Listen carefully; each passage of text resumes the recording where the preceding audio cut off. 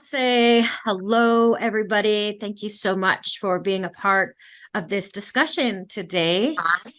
I am Brandi Morin. I am a freelance journalist based in Treaty 6 area. I am a Cree, Iroquois, and French. I specialize in telling Indigenous stories. And I have recently produced a documentary called Killer Water. And it's about the impacts of the Alberta oil sands and tailing spills on Indigenous communities.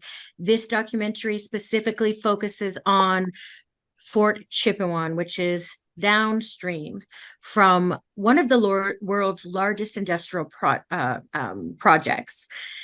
The film was released last Friday, and we are gathering today with some of the experts that were in the field or in the film, as well as a incredible lawyer named Steven Donziger. He's from south of the Medicine Line in the United States, who's worked extensively with Native communities who are fighting for their rights with oil companies in the Amazon. So thank you for everybody for being here. We have Athabasca Chipewyan First Nation Chief Allan Adam.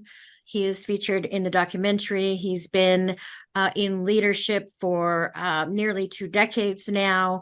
And we have Dr. John O'Connor. He is a medical physician. He worked in Fort Chipewyan for several years and still works in Fort McMurray, Alberta and area. And he helped raise the alarm, so to speak, of the disease and cancer rates that were significantly high in the Fort Chipewyan area. And then we have Mandy Olsgard, and Mandy is a toxicologist. She's an environmental scientist, and she is the most prominent scientist of her kind in the province and arguably the country. And she has worked for industry and the Alberta Energy Regulator, as well as many Indigenous communities. So hi, thank you. Hi, Stephen, good to see you. Thank you so much for being here. This is such a badass group of panelists. So I would really love to start today with Chief Allan Adam. Thank you so much, Chief, for being here, for making the time. And I want to express my condolences to you and your family on the loss of your father-in-law, Johnny Corderay, which I had the privilege of meeting when I was up there.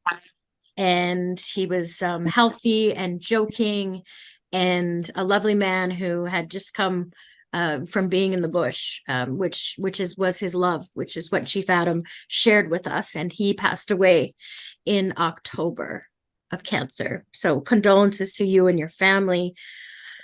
First off, Chief, I haven't spoken to you, in a few months. I haven't really spoken to you directly since I was there. And I know that you had a chance to view the film last week. I am wondering, first off, what was your response to the film when you seen it?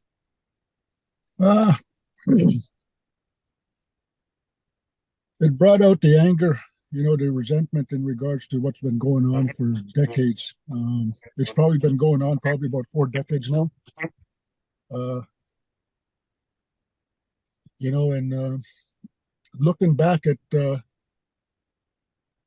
when we started this crusade and getting to where we're at today, you ask yourself, is there ever an end point? And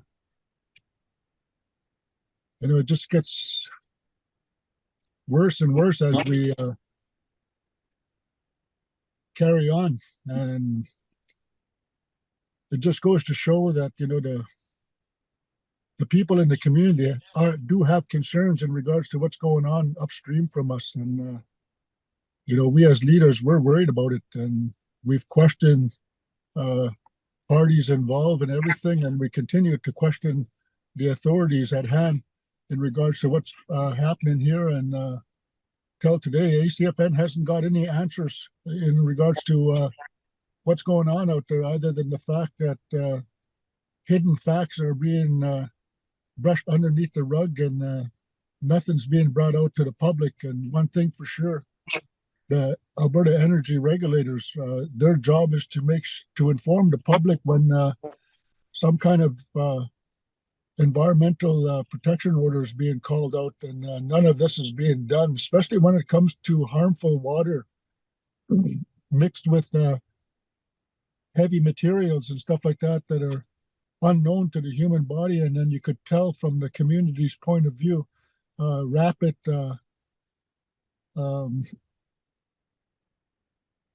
rates of cancer are still being recorded, and nothing's being done about it at this point in time.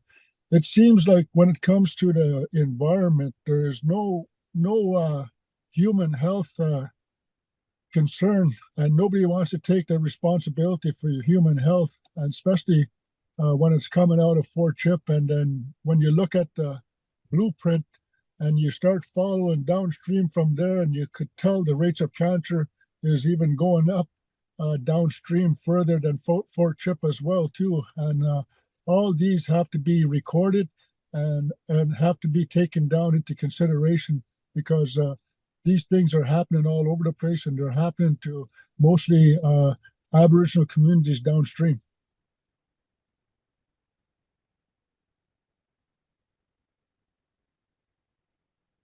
Absolutely. I've seen even the stories that I've covered throughout my years as a journalist, that it's the Native communities that are always impacted and overlooked by industry, and how, these governments, they excuse these projects in the name of so-called the national or public interest.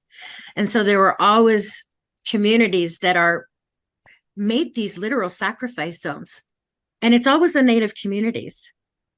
And it's like, at what point do they even draw the line? And so that was my hope in making this doc and doing other stories, is try to humanize people so people can really see, this is what people live with on the ground. And specifically, Chief, I know that you have been advocating for years, but this year, particularly, I would say, the past few years with COVID and such, but this year for you, with the spills and then the wildfire, which saw Fort Chipewyan entirely evacuated, and the loss of loved ones and the election. Can you explain to people that might not understand here how all of this correlates together with the wildfires, with the industry, and these issues that we're talking about? How do they correlate, and what was that like for you? It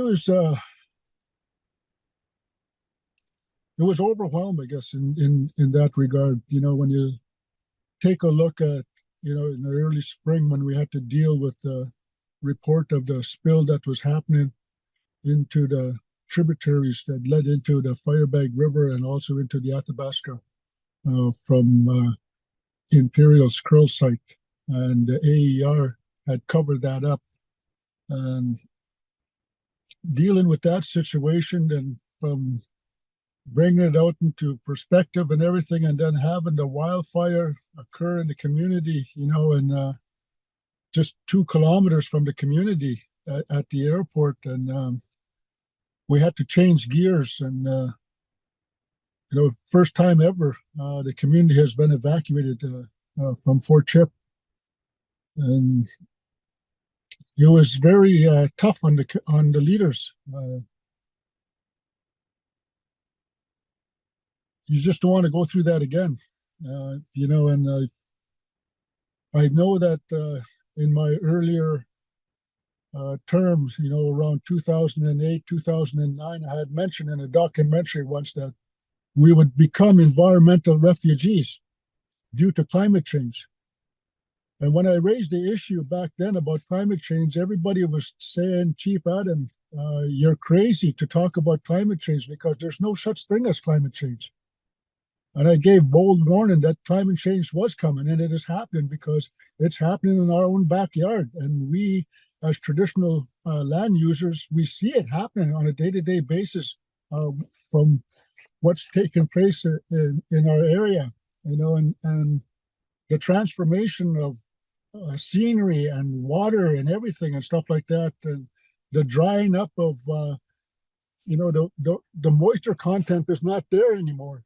In spring runoffs, there you don't feel that moisture inside there, and everything is evaporating, and it's just getting drier. And a little spark will ignite anything, and that was pretty noticeable the past summer. Climate change is here. It's real.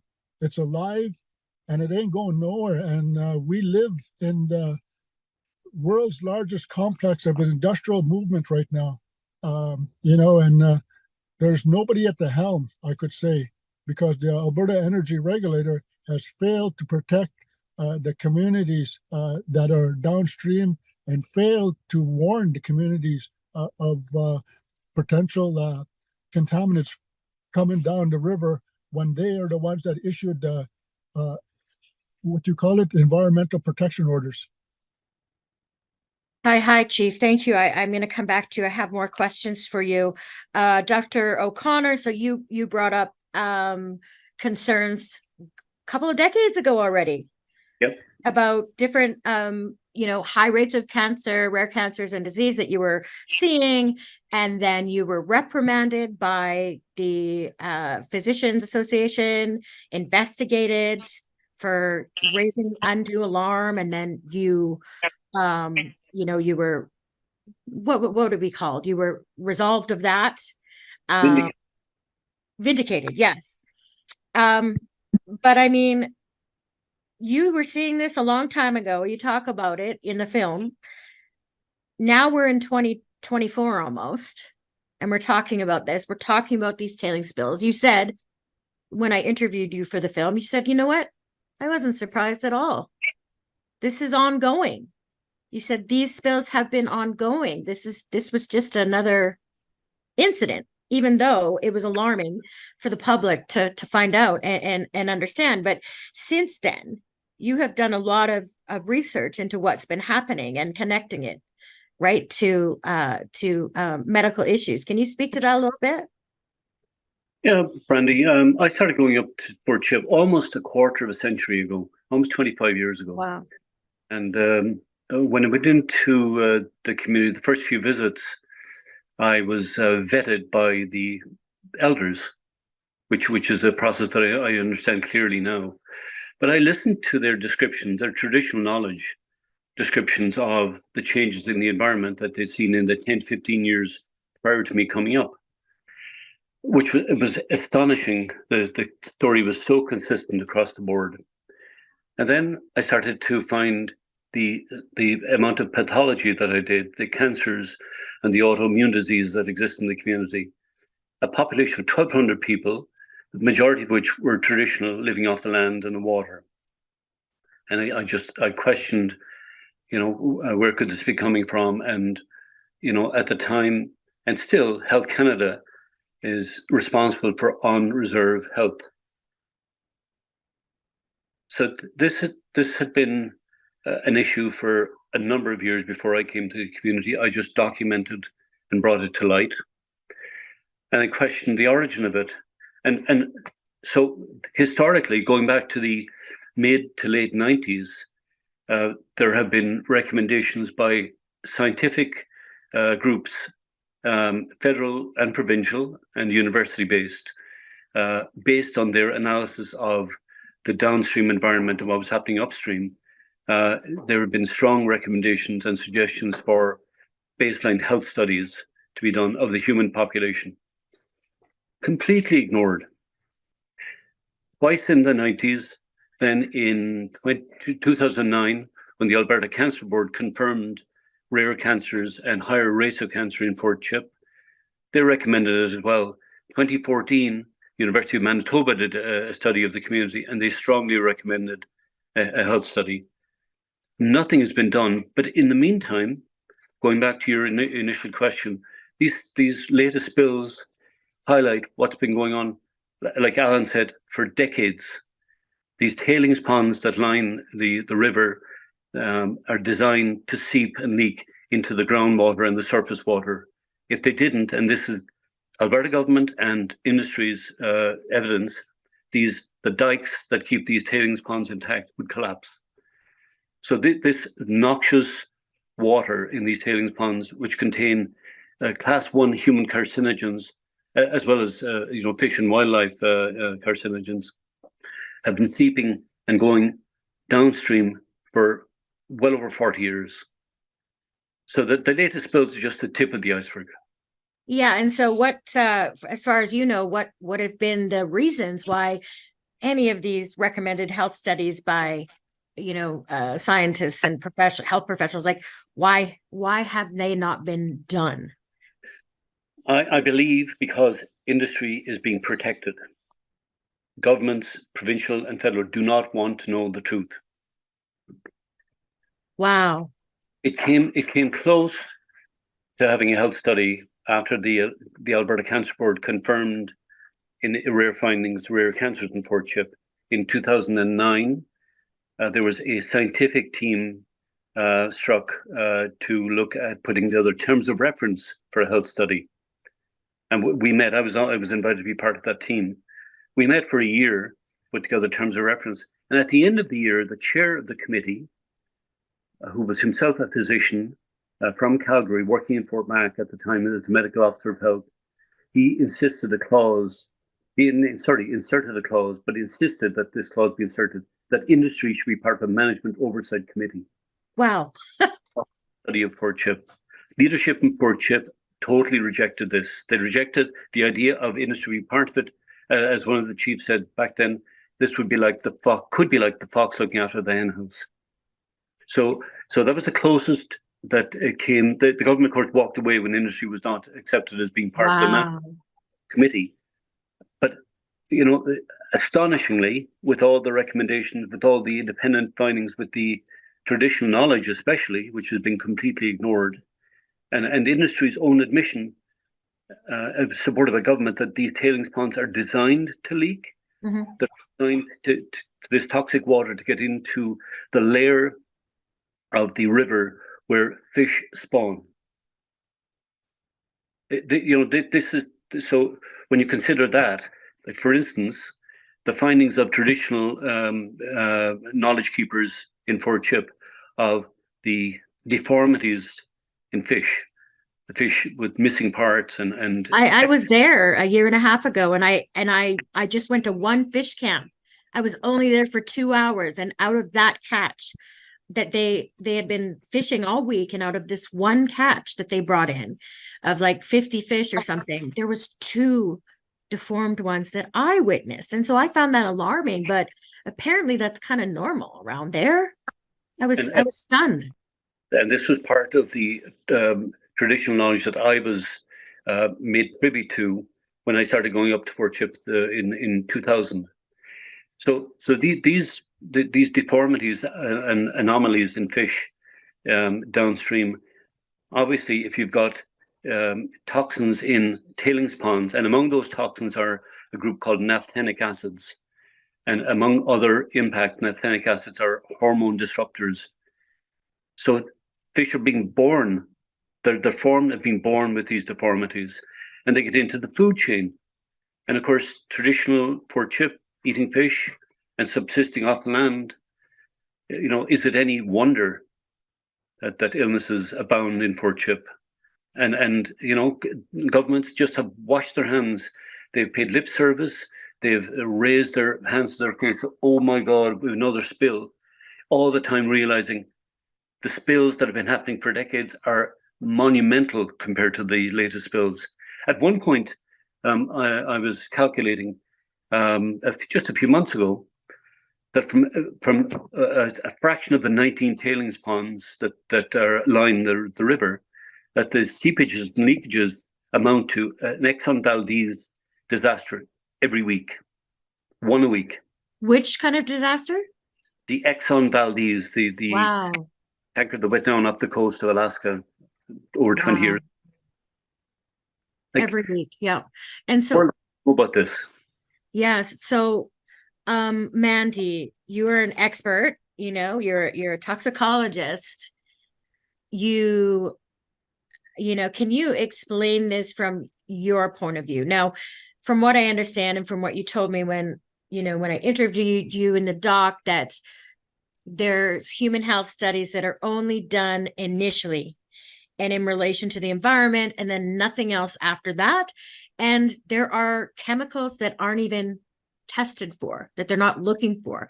Can you like elaborate a little bit further on that, what that means and what needs to be done, please? And thank you. Yeah, thanks, Brandi. Just quickly, I'll kind of correct. I didn't actually work for industry. I've never worked for industry. So I was a consultant that would have done the assessments to get projects approved. And then I was with the regulator, and now I'm a consultant that, you know, again, works for clients like Indigenous communities. So just quickly, I've never worked for industry. Yeah, it's a extremely complex system. And so, as Dr. O'Connor said, often Indigenous people observe tumors in fish and those types of bumps and lesions.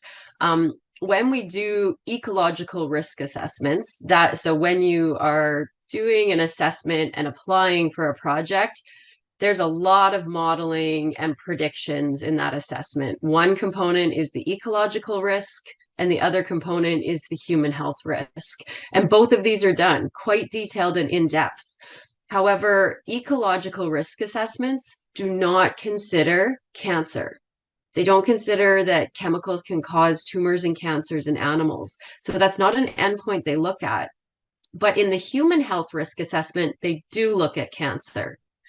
And they've often predicted that there could be a potential higher rate of cancers. So the way we, in Western science terms, you know, in Alberta, an acceptable rate of cancer, maybe from natural exposure or just your lifestyle, would be 1 in 100,000 people. So you could have one case of cancer in 100,000 people. That's kind of our risk benchmark when we do an assessment. Because it's way higher in Fort Chip.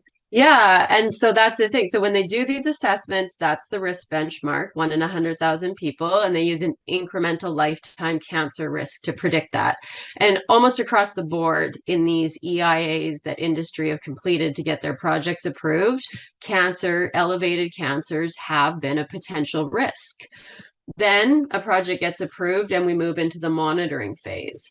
And we see really heavy environmental monitoring. So the water, the air, I wouldn't say the wildlife though, the mammals and the birds, the foods and the medicines. We don't see a lot of monitoring there, but we do monitor the environmental media, water and sediment, those types of things. And so this is where the disconnect really happens, in my view. Even though there was human health risks predicted, risks to the immune system, the skin very often, and cancer, there's no monitoring component.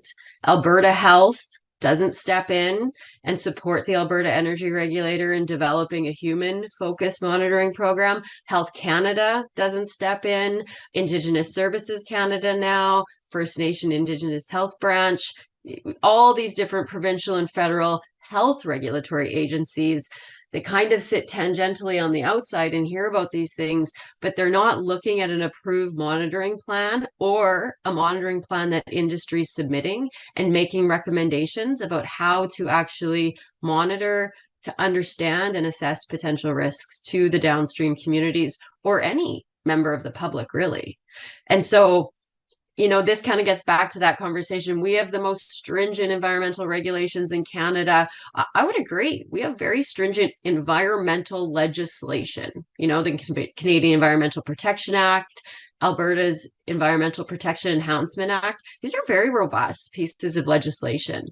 It's the policies and the regulation, how they've been regulated and interpreted, and then how they actually regulate the industry using this robust legislation. That's where we're seeing these systemic flaws, in my view. And that's really kind of where I do my research. Yeah. Wow, thank you. So what kind of, I guess, monitoring and testing specifically needs to be done where you're seeing the gaps?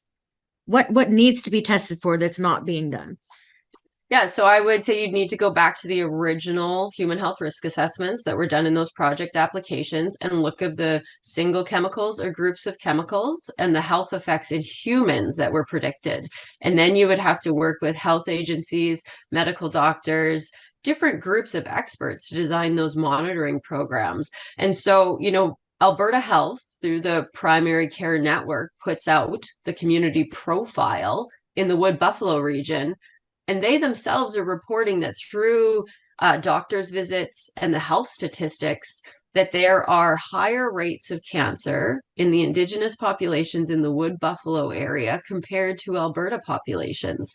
So this data is being collected through health networks, but then we don't see Alberta Health reaching into the regulator and acting on that. So that's kind of like the first level of monitoring, I would say, what's coming in through the public health networks when people visit their doctor, those high level statistics that we collect. If you're observing something, then we would want to move into surveillance, as Dr. O'Connor's talked about here, getting into the populations. And I'm not talking about going straight to monitoring people, right? But monitoring the foods people are eating, monitoring natural surface water bodies as a drinking water source. That is something I've fought for in my career in Alberta, just for industry and the Alberta Energy Regulator to acknowledge and assess rivers and lakes and muskeg as a drinking water source. So apply drinking water guidelines that consider humans. So right now, all the guidelines that are applied in the oil sands region by industry and the regulator are focused on the protection of ecological receptors in those surface water bodies. They don't consider cancer-causing agents. Wow. Groundwater is a different situation. I'm talking about surface water, but so there's like low-hanging fruit here, right? Just applying guidelines that consider that humans are exposed to these chemicals through their interactions with the environment, traditional foods and medicines. Right there, we'd have a better understanding of how those community members could be exposed. Then when you consider the Indigenous knowledge, what members are telling us day in and day out, Yeah. we would be seeing more focused health studies, I think. Amazing. Thank you, Mandy. I'm going to come back to you as well. I would love to hear from Stephen. So, like I said, Stephen represented Indigenous tribes in Ecuador for many years and was successful in gaining a judgment against Chevron for these massive oil massive oil poisons that were left behind. Like they were kind of like tailings. They were pits, right? That were they just didn't clean up. They didn't clean up their mess. Anyway, Stephen, for those that you don't know, he was prosecuted. These oil companies kind of vindictively went after him, and he is a very renowned advocate, human rights advocate, and an environmental lawyer. And he's a friend of mine, and I wanted to bring him in just to gain your thoughts on this situation in regards to your own experiences. Thank you, Brandi, and thank you for making a great film. It's amazing. Thank you. And Chief Adams, honor to meet you, sir. And I know Dr. O'Connor and I'm so bad with names. Mandy, Dr. Olsgard. Thank you for your work. It's so important that people come together in support of these frontline communities. I'm just a white dude from the United States who got involved as a lawyer in this, big case against Chevron in Ecuador. And when I hear these descriptions of what happened in Fort Chip, like it reminds me very much of what I experienced at the hands, or what my clients, I should say, experienced at the hands of Chevron in Ecuador in the Amazon, where Texaco, later bought by Chevron, went in there in the 1960s and essentially designed a system of oil extraction to pollute the environment. They didn't even attempt to try to minimize the impacts. They essentially decided that they would dump systematically billions of gallons of cancer-causing toxic oil waste into streams and rivers that Indigenous peoples have been using for their drinking water, bathing, and fishing. My experience is pretty simple. Industry will do anything it can if it thinks it can get away with it. You see this in Canada, you see it in the United States, you see it in Ecuador, and you see it everywhere I've looked at it. Without sufficient and robust regulation by authorities, there's just nothing that will be done to stop this. And even with well-meaning regulators, often it's very difficult to stop it because industry is so powerful. People who often, in government, who do their jobs conscientiously end up losing their jobs because they're just not supposed to really do their jobs. They're supposed to balance it all out such that industry always seems to have the upper hand. And in my experience, the only way to stop that is through frontline organizing, political organizing, really, to support the regulators and the scientists, so they're able to actually do their jobs correctly, despite the massive resistance that industry often generates to block their work. And, it doesn't surprise me to hear what's happening in the Fort Chip area, as distressing as it is. But I will say that, the film and having panels like this and doing advocacy, and understanding the relationship between advocacy and the need to do serious, rigorous science, is absolutely critical. Science, the scientific part of it, is always seems to be diminished by industry lobbying and advocacy efforts by what I would call BS industry scientists who really are out there to create confusion and to sow doubt about the truth, about the evidence. So it really does take, I think, a high degree of awareness of the tricks the industry uses in how they do their so-called science, which is what I would call junk science, versus how real science is done, and how really the truth needs to be put out there, and it's only going to come through organizing, through social media, through independent journalists like Brandi. Brandi, you do such amazing work, not only on this issue but across so many issues. And so few journalists are really focused on these issues, far too few, and it's just unbelievable to me that, like, why is it that you as a Cree Iroquois takes on these burdens? Where are all the other journalists? Why are they not focusing on these issues? And it's really important that we keep pushing and we get, the journalistic community to write about this and to publicize this. And that other Indigenous and First Nations, peoples in Canada support Chief Adams and the work that his people are doing. I mean, it's really ultimately, in the end of the day, about political organizing and political power, supporting truth and science, and fairness and protection of the earth and the planet. So, there's a lot going on here in this issue that, to me, symbolizes so much of what so many communities around the world are dealing with. And I salute all of you for taking this on and for pushing it. And I will do my best personally in my own little way to help you try to amplify what you're doing. Hi, Stephen. Thank you so much for joining us, for being here.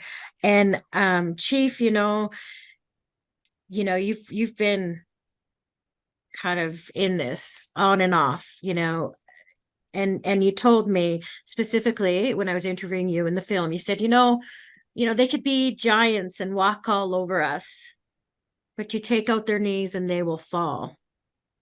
And I know that you are very resolute in your belief of your rights as a nation and how unjust this is and where you stand. And I know that you said, there was legal action prepping to be taken, but can you tell me from your point of view, how you feel, what your stance is when you say, they might fight, but they're going to fall in regards to industry and, getting justice for what's happening? Well, it's quite evident that the evidence is out there, and it's been out there for a long time. And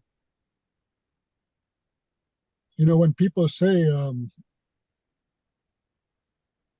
how come they're not fighting anymore? Why are they continue to sell out? Well, when you look at the whole circumstances, we've raised this issue in regards to the AER, to the environment, to the human health, to the, growths that are happening in the fish and wild food as well. There was even reports from our area that a bull moose was taken down and it had deformed horn on it and everything, and they did analysis on it and everything, and it had cancer, and it was still consumed. That's just the lifestyle of the people that out there. They don't know what's going on. Nobody knows nothing. They didn't talk to no scientists, but somebody took a look at that moose and took some samples of it and sent it in. And by the time it came back, already the people were eating the moose already.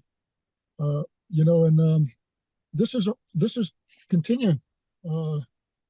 I've seen stuff myself, as a gatherer, because I go out and use the land. I was out fall hunting this fall. We harvest our moose. We distributed it out to the people and families and everything, and it's a continuation of tradition.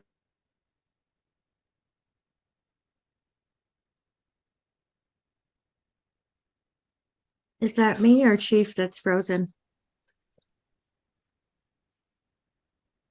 I think Chief just froze up a bit. Yeah, I think it's.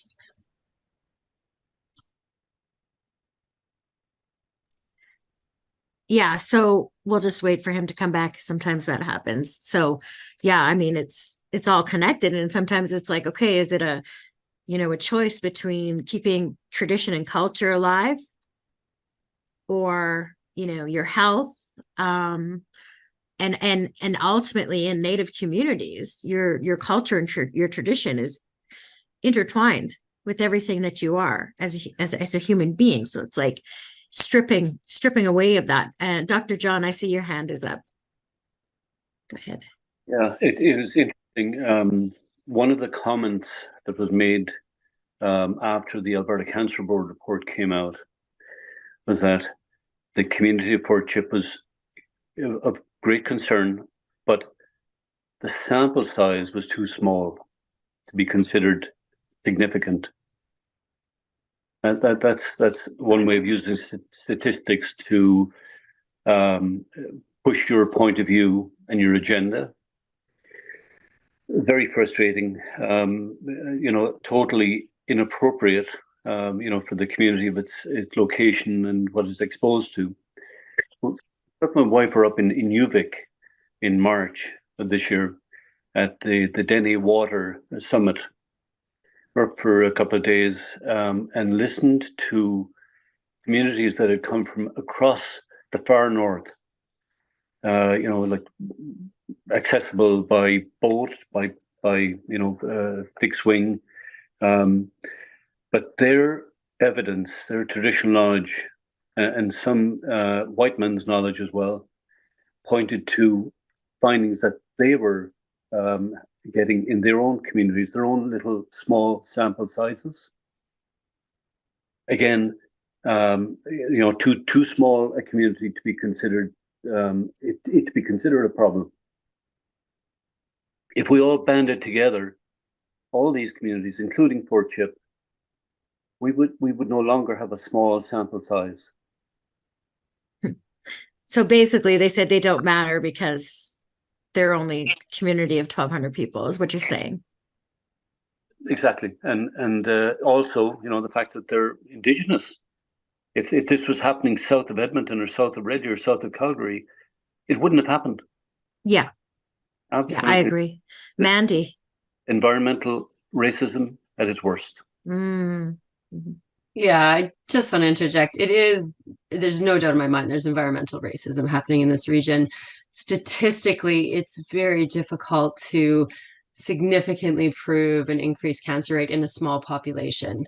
We see it all across the world, right? Tom's River down in the States, it took them decades to prove that there was this increased cancer rate in children when it was just evident. There's books written on it, and it was dyes being released. So I don't want to discount that there is very clear environmental racism going on, but statistically speaking, small sample sizes for showing significant increases in cancer, it's like a mathematical error, not entirely racism. So I just want to, sometimes it's a little bit difficult as a scientist working in this region, and I just want to make that clear that there's a lot happening there.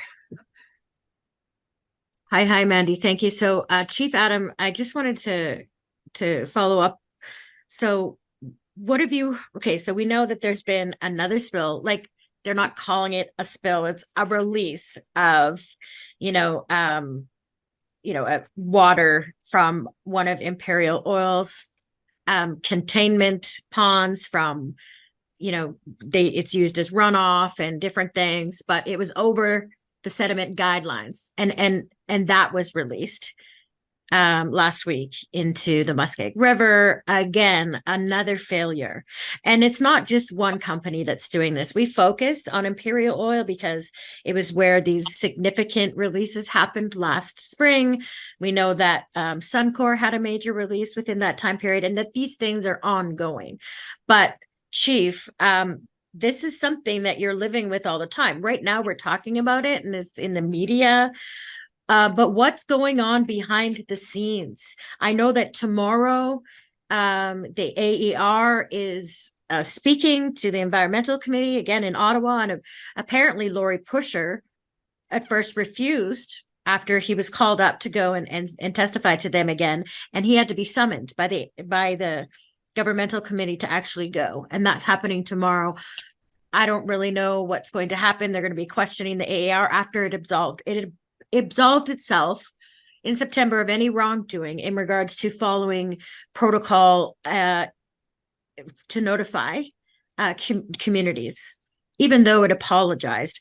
What's going on now, Chief? What's happening right now in regards to your relationship and actions with the AER and with oil industries and governments? Right now, this must be a hot topic because I lost my phone service there because my phone overheated. Yes. But when you look at the whole structure of everything, there's a lot of moving parts happening as we speak, and it's unfortunate that we had to come to this component. It could have been all avoided if the Alberta Energy Regulator just lived up to its name, a regulator, energy regulator, but it failed to do so. And I was getting to the point earlier that never before have we been into a situation like this where we had an opportunity to do something. Even though we talked about it in the past, we knew that there was something wrong, but there was never an opportunity to catch them in the cookie jar, I guess you could say. And over the years, we kept on fighting, telling people, telling the media, telling the public that there's something going on here, there's something wrong here. The Alberta Energy Regulator not doing nothing. They just stayed back, stayed silent. Everybody stayed silent on that notion. Nothing came about until the spill happened. And when the spill happened, and then the Energy Regulator came out and started saying all these other things, and next thing you know, just like, what's going on here? And this is the evidence that we needed. Mm-hmm. This is what we needed as a nation to fight and to go after them under the treaty, because they broke the treaty in our regard, and because it states in the treaty that life will go on, like life never even disturbed anything as settlers coming in. You'll continue to way of life undisturbed. You'll be able to eat, the food that you've eaten throughout the whole time you're there, travel wherever you want to travel and everything.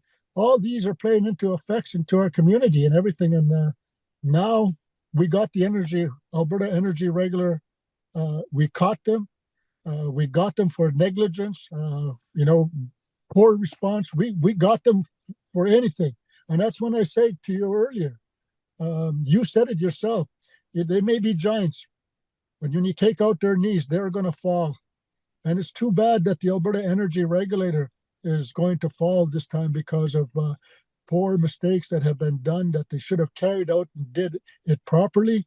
I don't think we would be in the scenario that we're in today if it was carried out properly. But, when you take a look for last year, the profits alone from the oil and gas industry here in Alberta is $47 billion to shareholders outside of Alberta.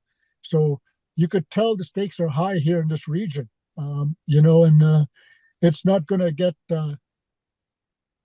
any better because of the demand for oil that's out there. And, we live in a safe zone. Nobody's doing nothing about it. We're not in the Middle East where there's war and everything. We're not in Nigeria. We're not all these other countries where there's uncertainty. But here in Canada, here in Alberta, they have certainty, and they abused it.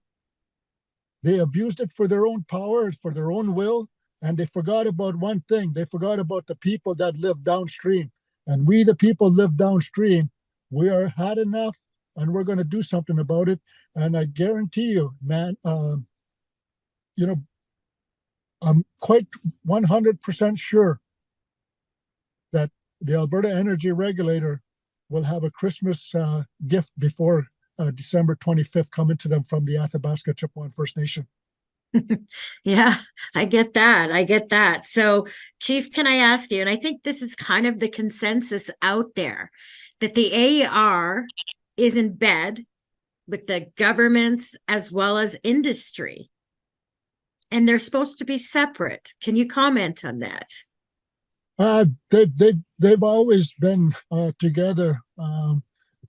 I myself called the CEO from the AER in the past to resign, and I asked him publicly, even through the media, to resign. And that was before Lori came involved, and he was hired to regulate the Alberta Energy Regulator, but he was a former CEO for one of an oil company or some kind of company that, so you could tell that they, how would you say, they just keep rewashing and they keep bringing it back. They don't have no solutions to anything. They hire people that were part of the problem, right? And then they hire them again to see what would happen. Well, why are you trying to? In my view, it doesn't make sense to hire people that were part of the problem to create a solution. Yeah. Wow. Now, Stephen, I have a question. Are you there? I'd like to know, from Steve. I'm here. You're there. Do you think, Stephen, that ultimately it really comes down to power and politics? Like, is that the number one barrier? Like, nothing else is considered, it comes down to power and politics. Is that your opinion?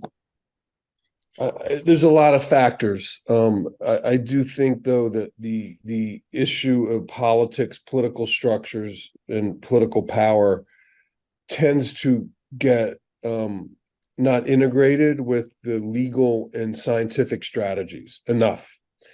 So while I wouldn't say that it's only about politics and power, although I think that has a great deal to do with explaining why these things keep happening all over the world, I do think that we need to be smarter in terms of integrating different disciplines. Even on this panel, we have, lawyer, we have scientists, we have frontline defender, the chief, we have a journalist. Okay. All of those communities need to work very closely together and create these new alliances, this new broad-based movement of course, in service of the frontline defenders. It is Chief Adams and the people, the frontline Indigenous peoples in Canada and around the world that need our support, that are the frontline defenders of life on this planet. So I think we need to be really smarter about how we integrate different disciplines, how we integrate different communities, both Indigenous and non-Indigenous, toward our common goal of justice in this world and saving our planet. So, the awful situation of this killer water that you document in the film is a function of a power structure. Like, the fact that problem exists is a function of a power structure. It's not just one lax regulator. It's not just one captured bureaucracy, okay, in Alberta. It is part of a global power structure created by an industry to keep extracting, natural resources, mostly from under Indigenous lands around the world, to power this insane growth that the world economy, that is the owners of the world economy, need to keep maintaining their profits at the expense of the rest of us people, the rest of all of species, and the rest of life's ecosystem. So, I think that, it does have a tremendous amount to do with politics and power. But Stephen, when you're saying this, what makes them fall? I'm going to use Chief Adams' words. If you take out their knees, they will fall. You had success, okay? Even though it kind of backfired when the oil company came after you, but in the judicial system in Ecuador, you had success. What does it take to make them fall, so to speak? Well, it takes a lot. And we're still battling, so, but I do think, and I think the chief makes a really good point in the film, is that in any given situation, in any given context, they can fall. You can make them fall. I think globally, the structure is very difficult to dismantle overnight. It takes years and years of organizing. I do think, though, that in particular situations, they can be defeated. And justice can be won. And I'm hoping that obviously what's happening, what you're describing, what the chief is dealing with is one of those situations where true accountability can be had. I mean, obviously damage has been done already. If the regulators have been doing their job, this never would have happened. Now that it's happened, there needs to be accountability. There needs to be compensation for the harms, and those who are responsible need to pay a price. They need to be moved out of their jobs with responsible regulators put in. But these people can fall. There's no doubt in my mind. I mean, the fact that Chevron, just talking personally, spent literally $3 billion on 60 law firms and 2,000 lawyers in the United States to go after our team after we won a $10 billion pollution judgment tells you how weak they are. I mean, that's just weak.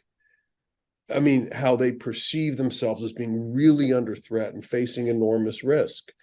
And, our situation was kind of unusual for various reasons, but, the fundamentals are the same. It's a battle. They don't want to pay for the pollution that they caused, and they want to, spend money paying lawyers and lobbyists to keep First Nations at bay and their allies at bay, so they're never held accountable. And they calculate it'll be cheaper to pay lobbyists and lawyers than it will be to pay the people they harmed. And that calculation is at the heart of this entire battle. And it's up to us to change the calculus. In other words, it has to be so expensive for them to do this because they know they can't get away with it. They know there will be cost to them. Could be legal, could be financial, could be reputational. Okay, could be Brandi writing an article that's part of the cost. The chief, the organizing, it's a hassle. These bureaucrats go to bed, they feel, they can't feel good about themselves, okay, at some level. So all of that factors into it. Yes, they can be defeated on an ad hoc basis. I think the broader picture is a little more complicated, but it all starts in your community, and it all starts on battles like this, whether they be Fort Chip or whether they be in Lago Agrio, Ecuador. They're the same battles. They can be won. It just takes interdisciplinary organizing and lots of good leadership and alliance building, and obviously some level of resources. So it can definitely be done. I didn't mean to leave the picture that it was all. No, it's all good. No, thank you, Stephen. that's so important, that perspective, even for me, to learn to think about what maybe ACFN and others are going into. But does anybody wanted to speak to that question about how the authorities and so are just kind of dismissing the concerns of the people on the ground when we hear about these things happening, and how they're so easily able to do that? Does anybody want to speak to that, Chief or Dr. John? I mean, my perspective, Brandi, having lived in Alberta for the last 30 years, is that industry owns this province. There's a very blurry line between who's a politician and who's a CEO of an oil company. When industry can parachute into Fort Chip and have consultation with the community at the community hall, and provide lavish meal and door prizes and cash, and present this PowerPoint descriptions of what they're doing, accompanied by politicians, totally supported by politicians. It is no wonder that the little voices from the likes of Fort Chip or other little communities downstream, those voices are not heard, at all. And the evidence that's been produced and publicized, backed by robust, reputable science. They just wait. The headline disappears, a day or two or three after, and there's, it's gone. It's a very different matter at grassroots level downstream, but very easy for authorities to ignore. Yeah, Chief, I'll just want to give Chief a moment to respond to, and then we'll go back to Mandy. It's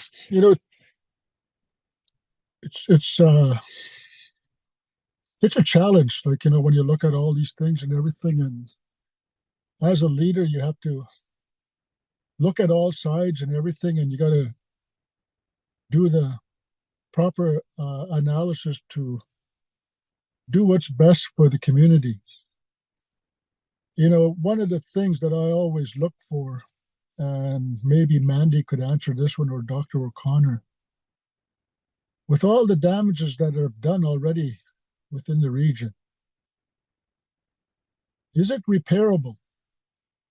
And if it's not repairable, is it safe for the community of Fort Chipewyan residents to remain in Fort Chip?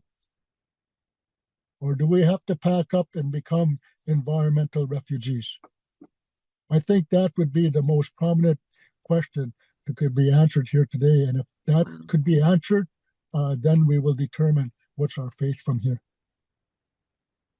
Dr. O'Connor? Yeah, truth and reconciliation has to start with honesty and accountability.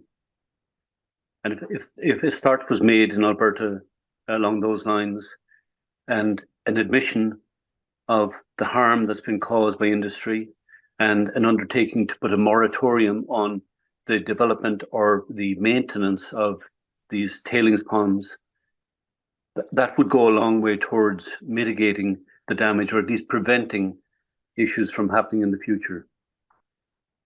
Obviously, independent authorities, independent science that have nothing to do with Alberta, nothing to do with industry, need to be involved in this. And they have been over the years, but like I said, their voices have been ignored. But I think it must start with a discussion, a conversation, a candid, honest sort of a attempt at accountability, and then taking on the responsibility, and then going from there. Hi, Mandy, is the damage done? Is it too late? Yeah, technology exists to remediate and remove the chemicals that are being placed in the tailings ponds, that are being emitted in the air. Scientifically and technologically, we can address all the chemicals. And from what I hear from communities, other than water levels and the drop in water levels, which is really caused by the dams in British Columbia to a greater extent, the chemical emissions from oil sands can be controlled.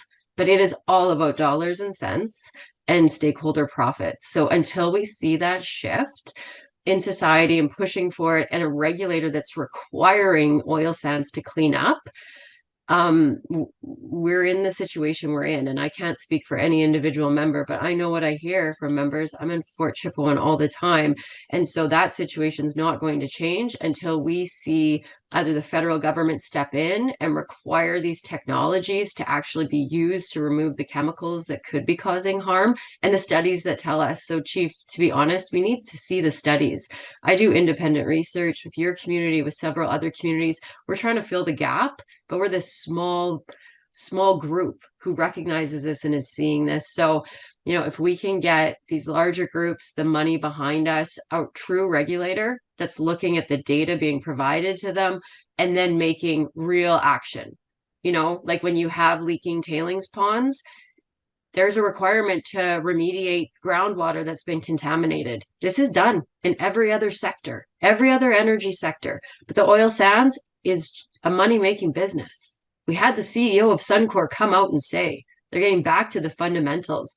We're in a position where we now know, quite honestly, where industry stands. So we need a true regulator to turn this ship around.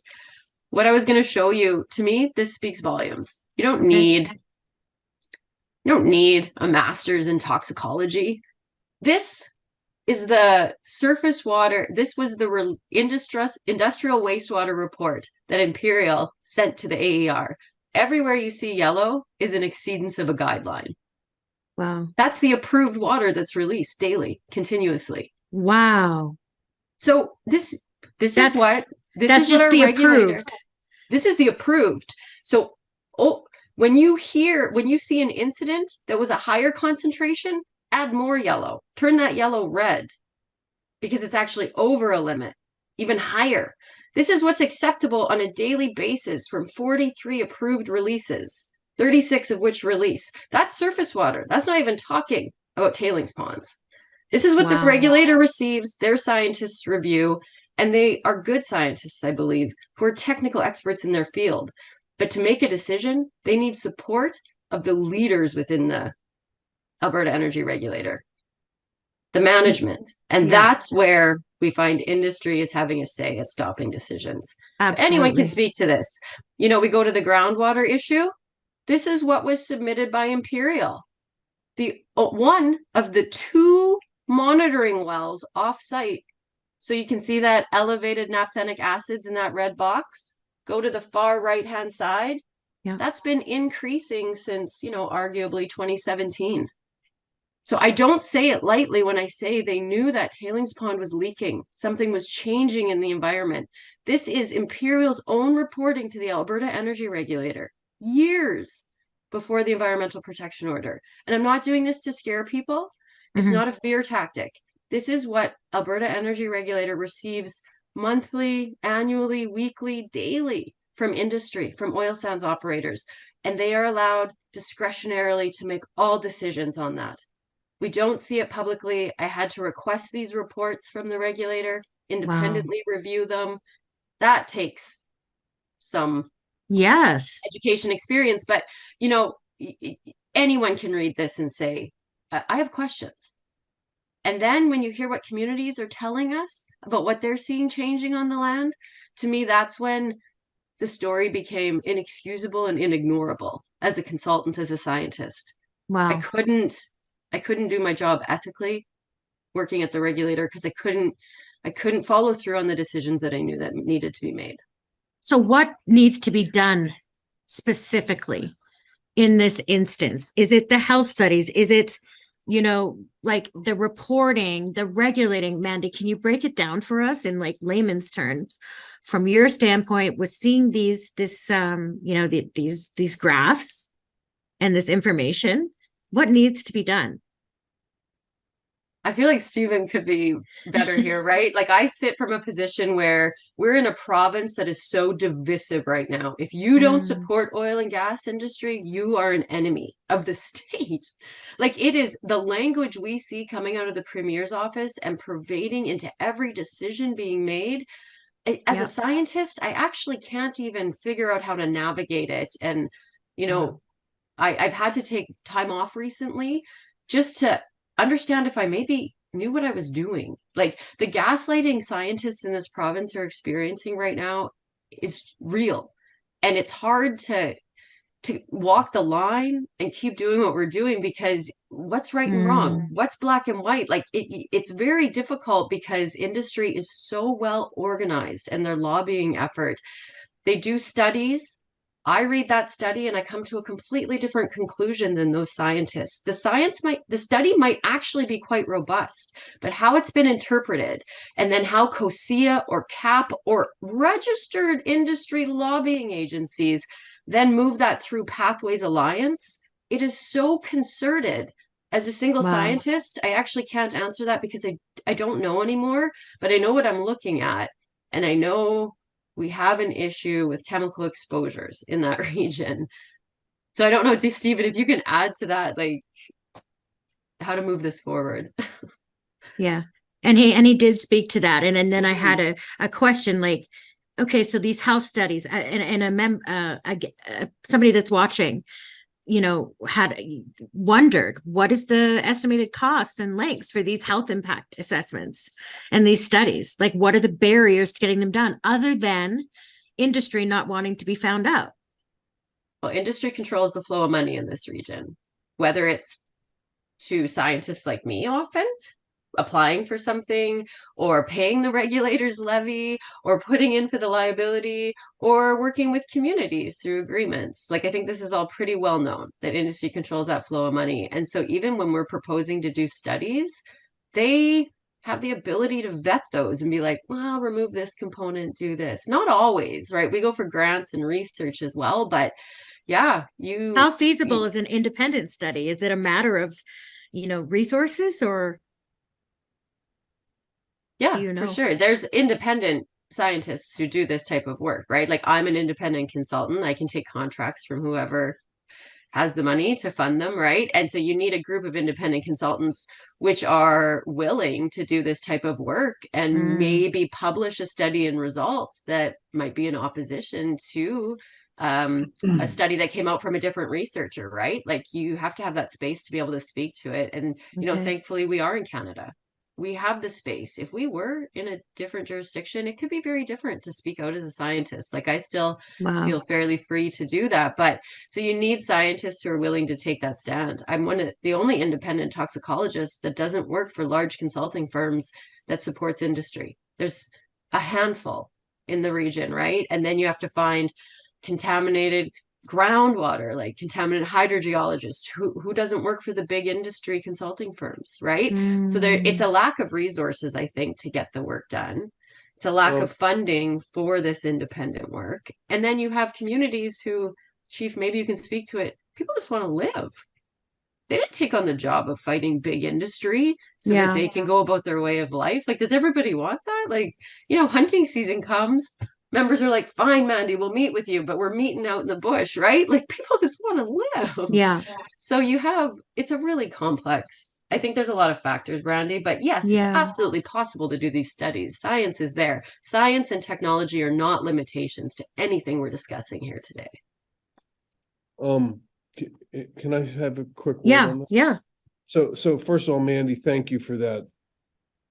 You really nailed it, I think, in many respects. Now, all these studies can be done in Canada and generally in the United States with money. Okay, it's a question of money. Industry has massive sums of money to do their fake studies, and the communities usually have almost no money or almost no money to do the studies they need to do, even if they can access the expertise to do a study, to know how to do a study, to design a study, to do the right data collection, okay? And I understand what Mandy is saying, because there are very, very few independent scientists in the world who are willing to take on industry, because most scientists, unfortunately, just like most lawyers work for wealth and power, most scientists work for industry because that's where the jobs are. And what I think has to happen is, really two things. One is there needs to be a pot of money created to do independent science in conjunction with the communities by qualified scientists. And I think that money should come from the industry. The industry should be forced, and this is where you get back into the politics, Yeah. should be taxed basically on their profits to put aside funds so the communities can do their own independent assessments of the impacts of operations on their lands, water, et cetera. Okay, there's got to be some independent source of funds that should come from industry. Now, obviously, industry would fight this. Obviously, there's probably not a lot of elected officials in Alberta who would support this. Okay, but put it out there. You know, put the aspiration out there. You never know what might come of it. Suddenly, there's some big ass spill. And then there's a whole impetus politically to do something. And then your proposal that no one paid attention to for 6 months is sitting there like, hey, what about that proposal proposed by Chief Adams in conjunction with this toxicologist to tax the industry to create a fund for studies? And also, I think in the scientific community, we're seeing more and more in the United States, small independent groups of scientists who understand exactly what Mandy is talking about and are trying to design systems or structures where they can do the independent science, understanding they will never work for industry their whole lives. You really have to make a choice as a scientist. You're going to work for industry or you're going to work for communities, okay? And you really can't do both, because once you start working for communities, industries won't hire you. Once you start working for industries, you're tainted. You know, so there's a group that I work with in the United States in the Ecuador case called Stratus Consulting. I'm just one example of a few.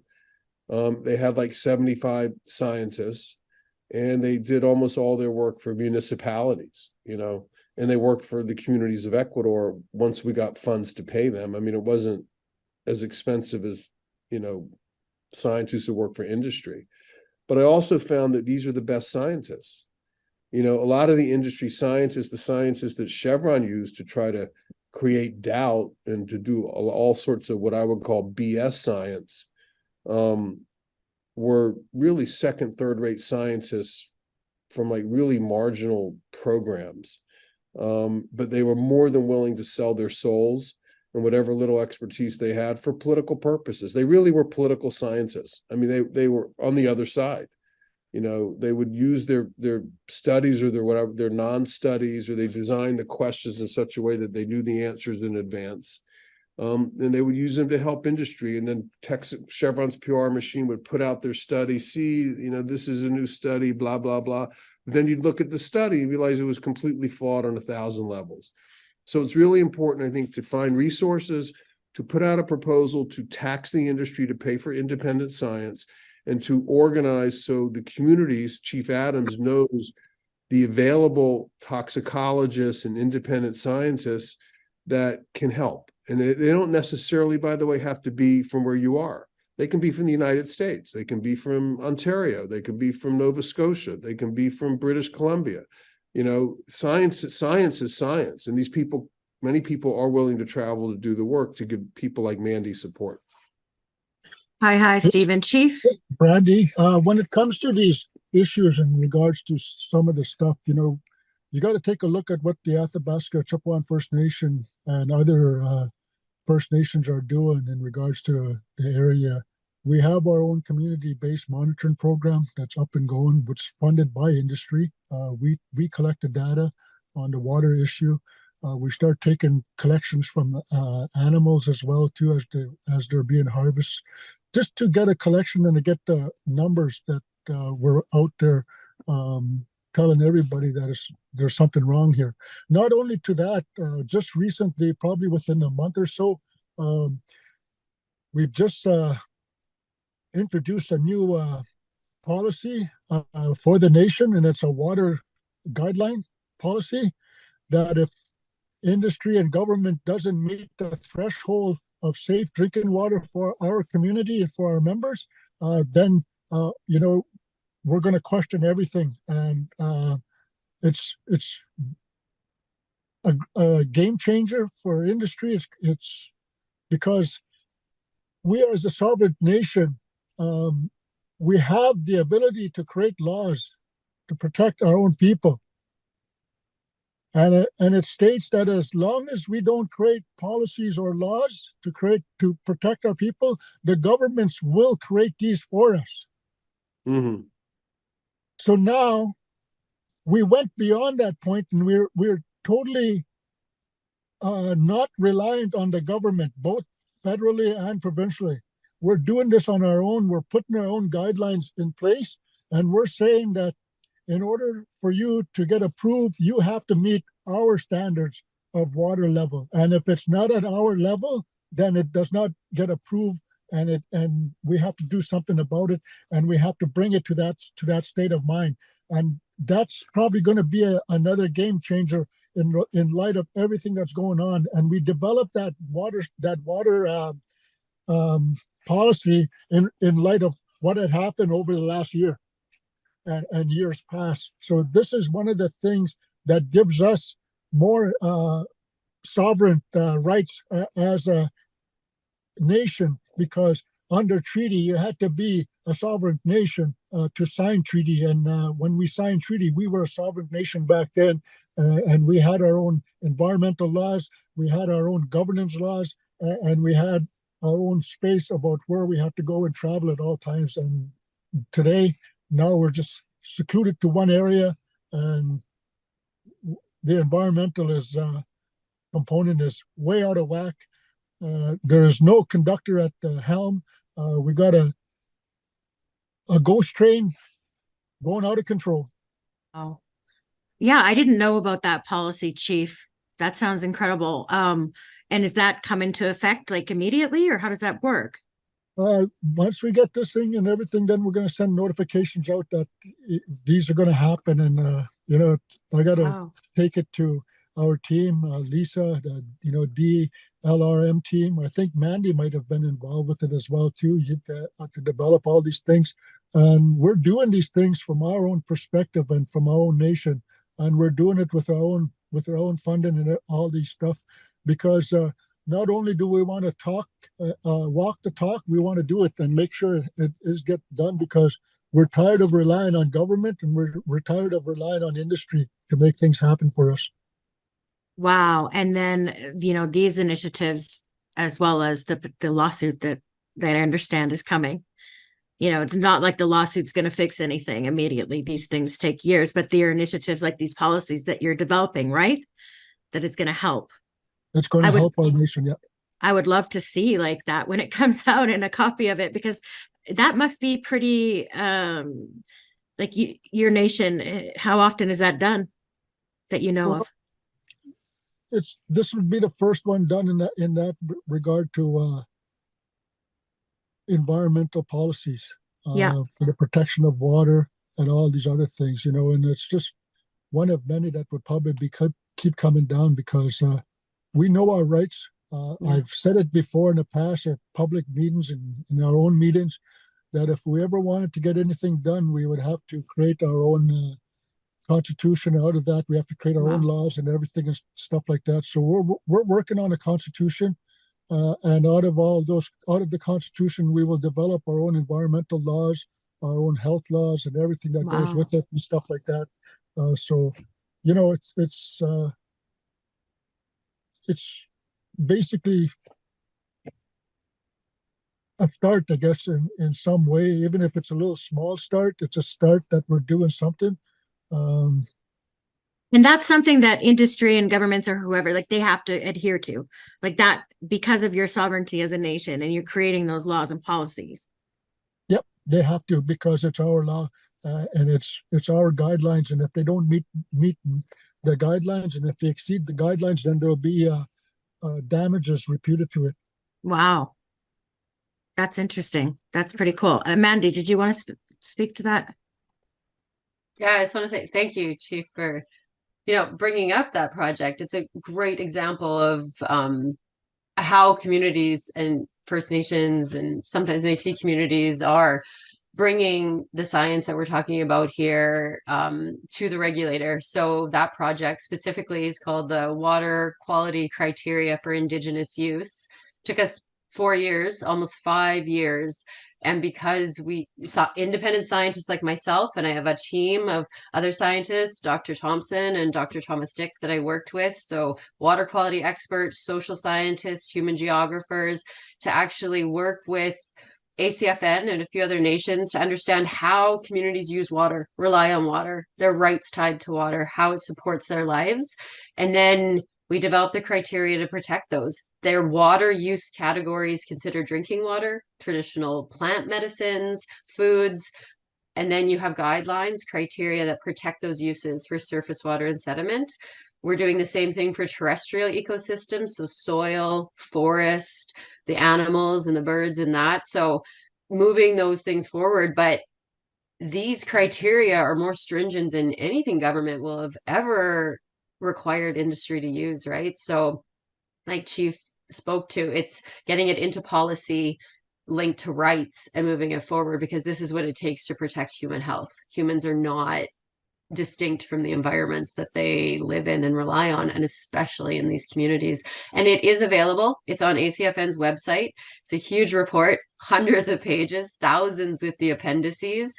But ACFN has made that available for everyone to review. We just went to a conference and presented on that research with other Indigenous groups who are doing this from British Columbia and across Canada and internationally. So there is a body of scientists and communities doing this work and pushing it forward. So thank you, Chief, for opening that and bringing some positivity and solutions. That's something, you feel like often when you're doing this work or doing these stories, it's like you don't find that you have the solutions, and this is representing some of that. We're going to wrap up here in a few minutes. I was wondering, Chief, if you had anything to say to I guess the Fed or provincial and AER about where things are at right now. What would you say to them? As a chief, I think we're at a state of emergency in regards to the environment, in regards to what's happening with our ecosystem. We need to get down to the nitty-gritty and bring it all out and notify the people. Are we safe in the community? Right? And the only ones that could tell us and give us the answer to that is the government agent bodies like the AER, Environment Canada, DFO. All these agencies could play a part in doing something, but unfortunately they choose not to do so. In that light itself, is there hope? There's always hope. It's just a matter of how much effort you want to put into it. And right now, with this happening and everything, it's a big game changer for ACFN. It's a big game changer for everybody. Everybody involved with what's going on sees it's a big game changer. And if we don't do it right and we don't correct the problem, it's just going to get worse from here on in. It ain't going to get better. We have a lot of legal rights that are on our side. I wouldn't know how to say it, but maybe Steve or Mandy or even Dr. O'Connor could say, like, we finally got them.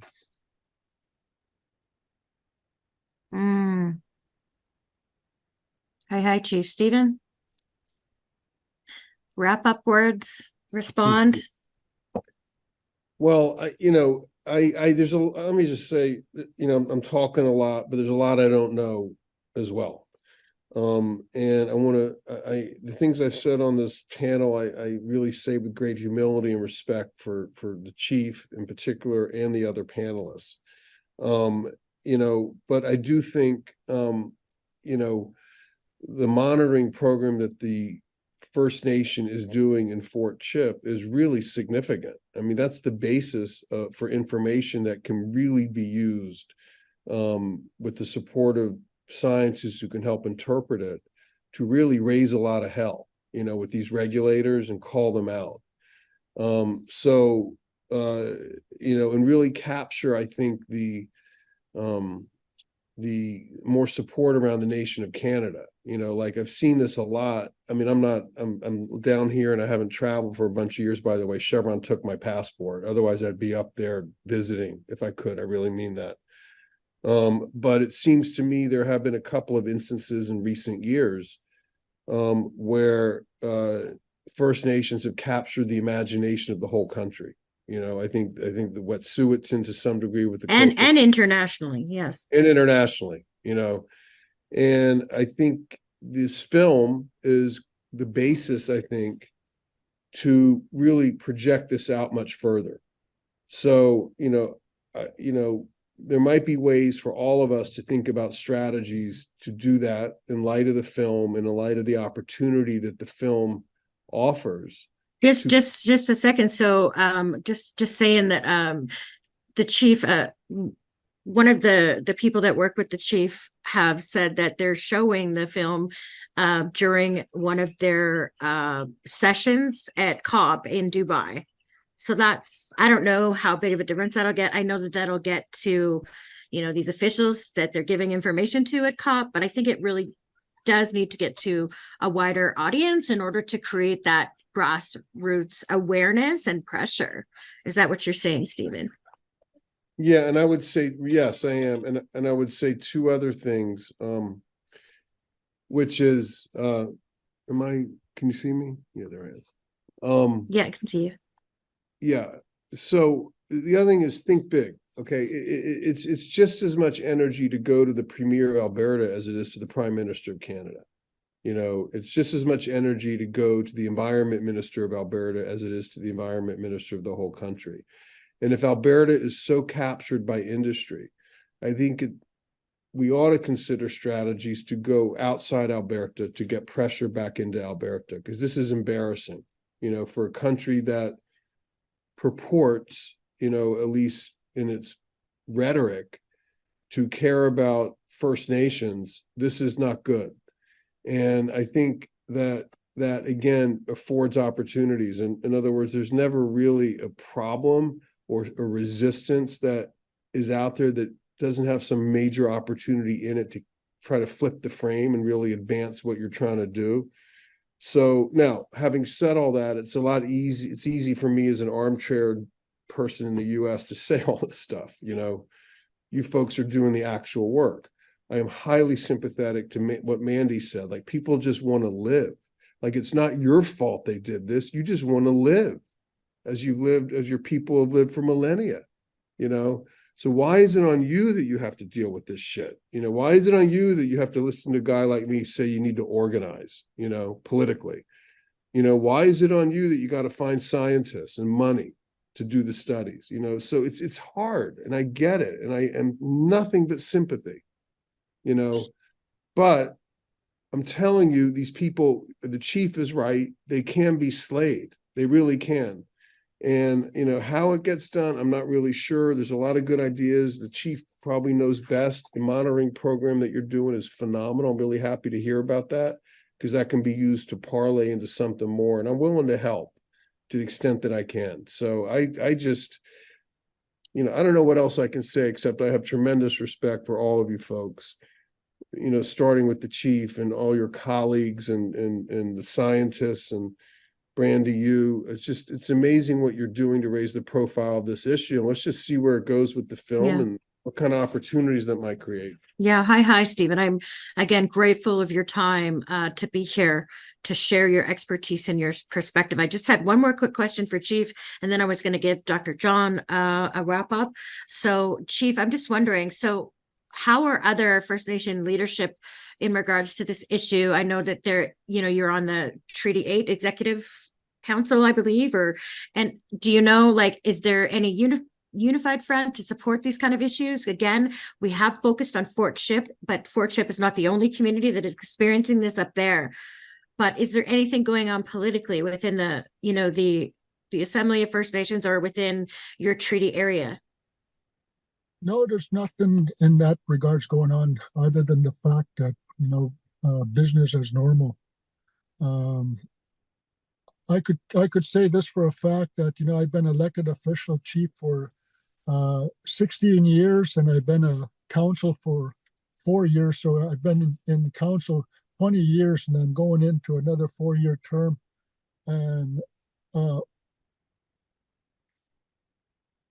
haven't really had to deal with being the chief of the nation, other than the fact of fighting with industry and government, Wow. with the environment, ever since I've taken the position as the chief, and raising the concerns and the dilemma of everything that's going on. If the proper mechanisms were in place and everything to counter all of these things, and the resources were there, could you imagine what we could have built, you know, and did right in regards to how to develop an industry to protect the environment, to protect the community, to protect the health, and to provide education and let the people be aware of what's happening at all times. If we were to do that, we wouldn't be in the predicament that we are in today. And it goes to show that ignorance and racism still plays a big part here in the oil sands region, and that we as First Nations people are looked down on, not looked upon on.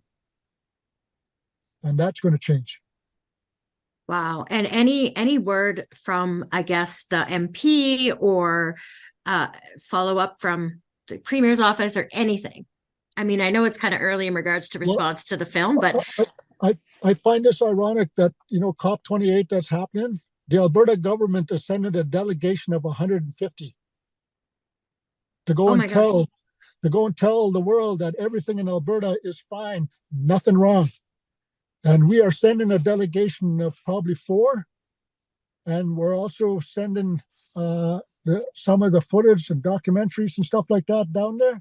And we're going to let the world know that this is happening in our backyard, and it's time to expose the whole thing, and that let everybody know that what Canada has been telling the UN and what other government agencies have been telling the UN about how good things are in Canada and in Alberta with the First Nations communities. We're there to go and tell the world that everything is not good. wow. It's really representative of these giants that we're talking about. When you're talking about these numbers of 150 and all of these resources, and then you're sending 4 people to go there and speak the truth of what you're experiencing. I mean, wow. So that just goes to show how much of a cover-up they're willing to do and to take and to lobby all these other groups of people whatsoever.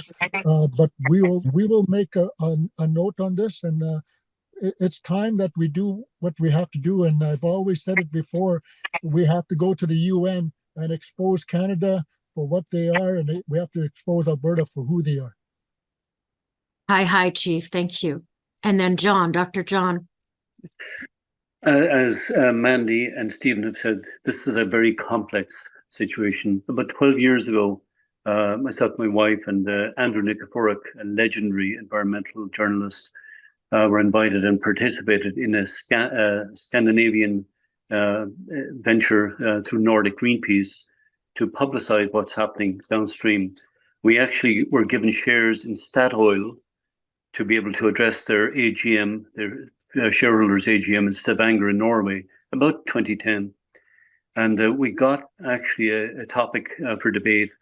Do we stay in what was called the oil sands, the tar sands, or not? And we got an opportunity to actually go on stage and address the shareholders. And for the first time in their history, they had to vote. Now, about 99% voted to stay. 1% said no. These are the shareholders, and they withdrew. And of course, since then, Statoil have left the tar sands.